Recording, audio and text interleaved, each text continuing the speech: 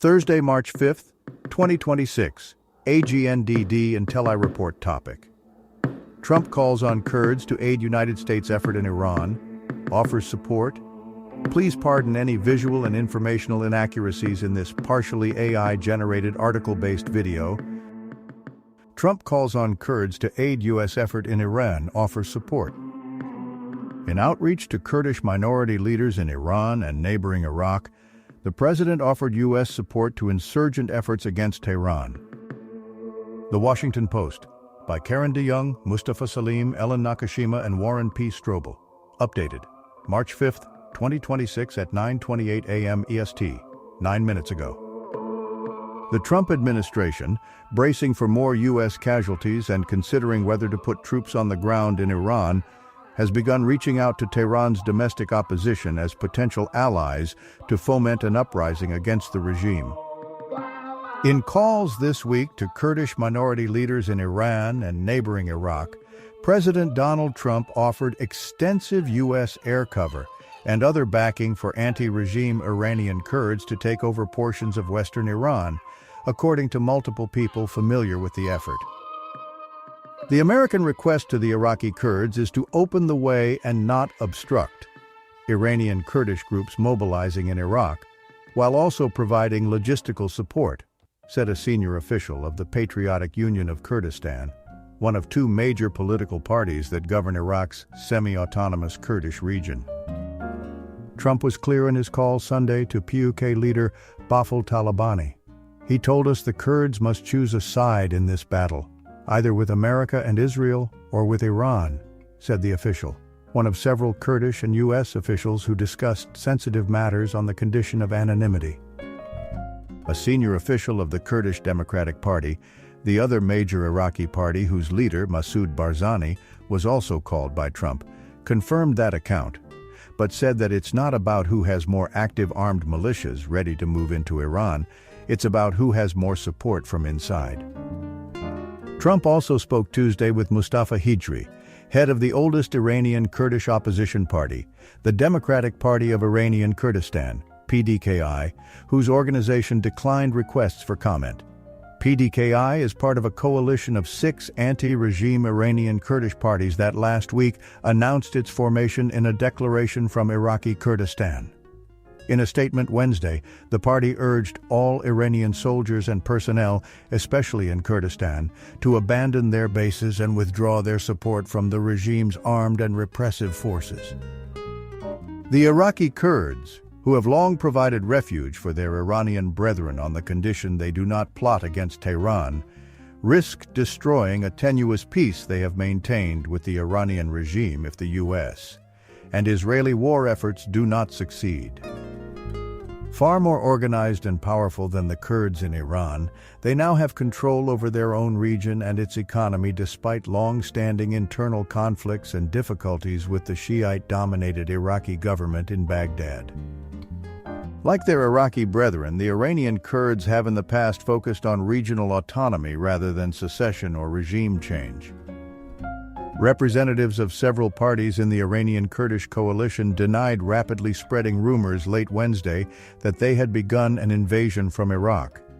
Those reports sparked what Iranian state media said was a preemptive strike that had destroyed targets in Iraq's Kurdish region. On Thursday, Peshawar Haramani, spokesman for Iraq's Kurdish regional government, said the KRG are not part of any campaign to expand the war and tensions in the region. Trump has publicly called for anti-regime Iranians to rise up and take over their government, but has also suggested the possibility that cooperative elements of the existing regime could stay in place once its leadership is wiped out, a resolution similar to that the U.S. imposed on Venezuela after capturing its leader Nicolas Maduro. Asked about reports that the CIA would provide weapons to Iranian Kurdish groups, White House spokeswoman Caroline Leavitt told reporters Wednesday that Trump did speak to Kurdish leaders with respect to our base that we have in northern Iraq, but any report suggesting that the president has agreed to any such plan is false and should not be written. The CIA declined to comment, The White House did not respond to questions about contacts with other Iranian opposition groups, including the Baluchi minority or the exiled group Mujahideen-e-Khalq, MEK.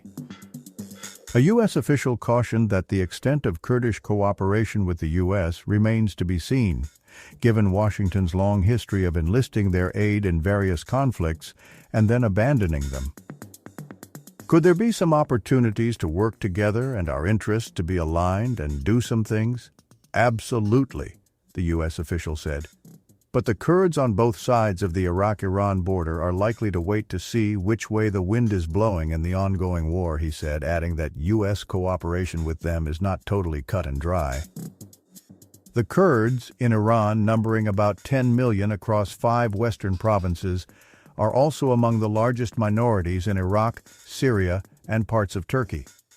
In each of those countries, they have fought politically and sometimes physically, often with U.S. support when it coincided with American objectives, against systematic marginalization and for the right to self-determination. But they have just as often felt abandoned by Washington. Most recently, the U.S. lifted its support from the Syrian Democratic Forces, a Kurdish group that had been America's long-standing partner in countering the Islamic State in Syria as the Trump administration moved to partner instead with the new regime in Damascus.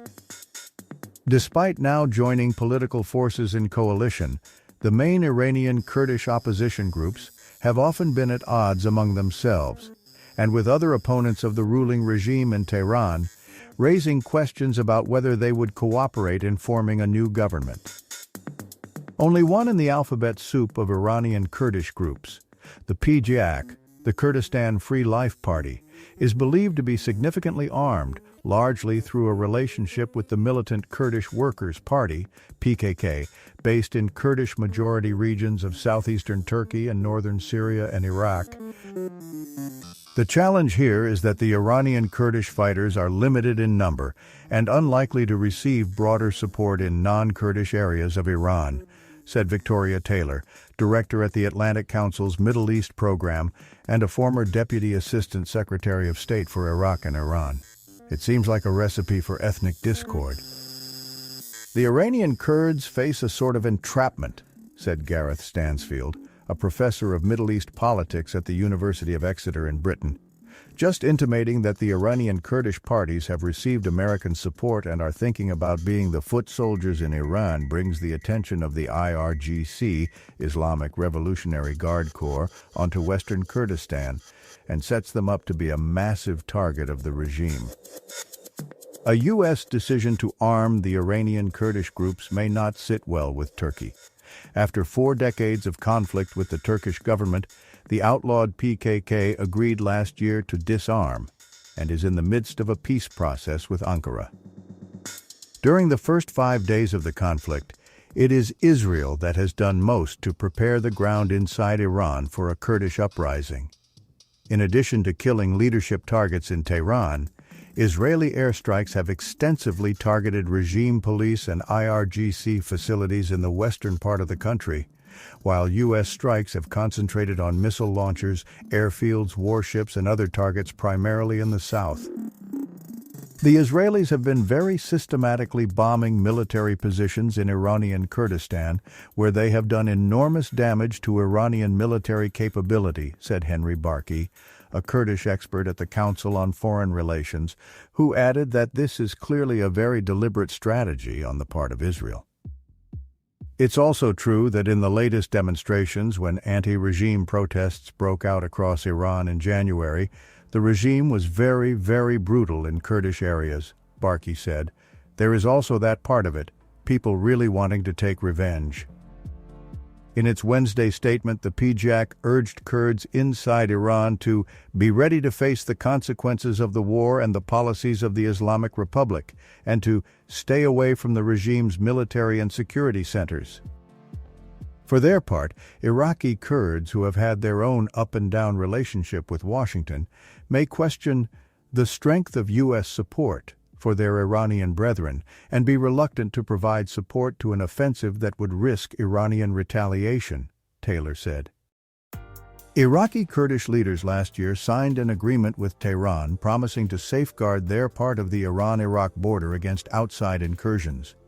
In a statement issued last week after the Iraq-based Iranian Kurdish groups announced their coalition, the KRG in semi-autonomous northeastern Iraq said it would not allow its territory to be used as a base for aggression against a neighbor.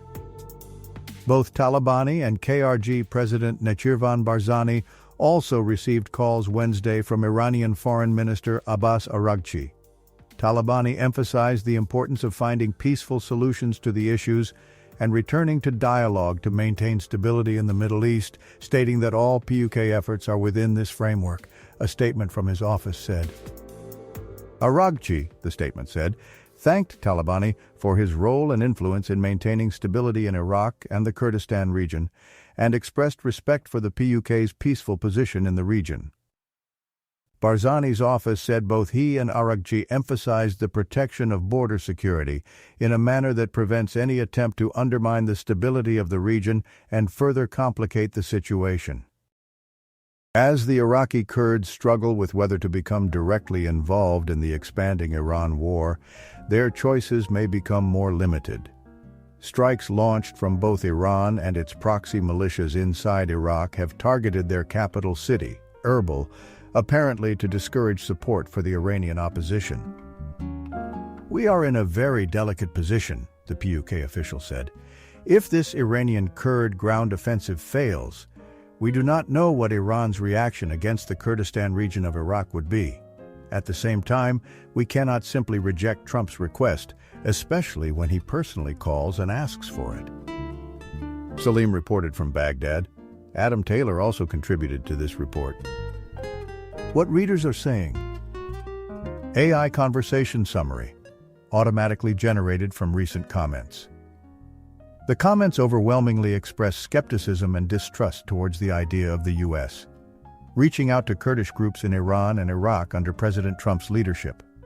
Many commenters highlight a history of betrayal, noting past instances where the U.S., particularly under Trump, has abandoned the Kurds after enlisting their help.